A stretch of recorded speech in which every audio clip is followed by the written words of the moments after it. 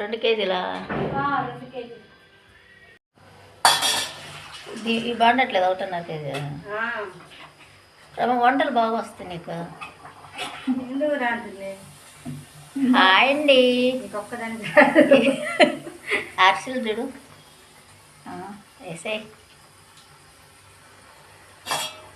మన అరిసెలకి ఎక్కడెక్కడ వాళ్ళందరూ రావాలి నెల్లూరుకి. పూరిని కూడా ఉడికినట్టు ఉడుకుతుంది పూరి.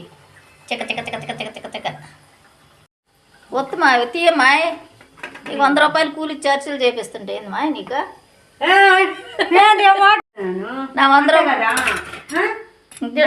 నూగులు తెల్లగా ఉండే చూడు, ఇలాగే చేయాలి. కొత్త ఫోన్ కొనాలి. దీంట్లో క్లారిటీగా కనపడలేదంటే ఏదన్నా ఫోన్ కొనిస్తే కదా నాకు పిండి. జీరాగమ్మరెడ్డి ప్రదర్శనలా అప్పచ్చలా అందుకోసమనా?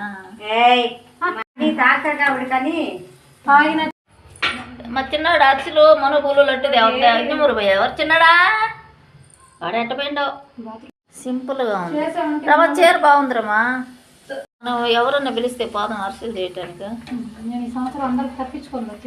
అంతేనంట. రాగమ్మకు ఒకటే చేస్తున్నావా? మా మేడం వాళ్ళ అమ్మ ఇంటికి పోయింది. వెళ్ళిపోయిందా? చేసుకొచ్చుకుంటుంది. ప్యాకెట్ కుట్టేస్తుందిలే మీకు 2 నాకు. మిరపకాయలు సత్యాన్నం తిన్నా, అందుకని కడుపు నొప్పి వస్తుంది. రీల్స్ కూడా చేయలేకపోతుంది కడుపులో నొప్పి. నీకు మా ఇంటికి పోయేది. ఒరే చిన్నాడు చెప్పురా మాటలా. ఏం చేస్తావు? ఇన్ని ఊరు పోయా నువ్వేం కనిపించడం లేదురా. మాటలన్నా చెప్పు. ఏం చేస్తావురా? నోట్లో ఏమన్నా చెనగ ముద్ద పెట్టుకున్నావా?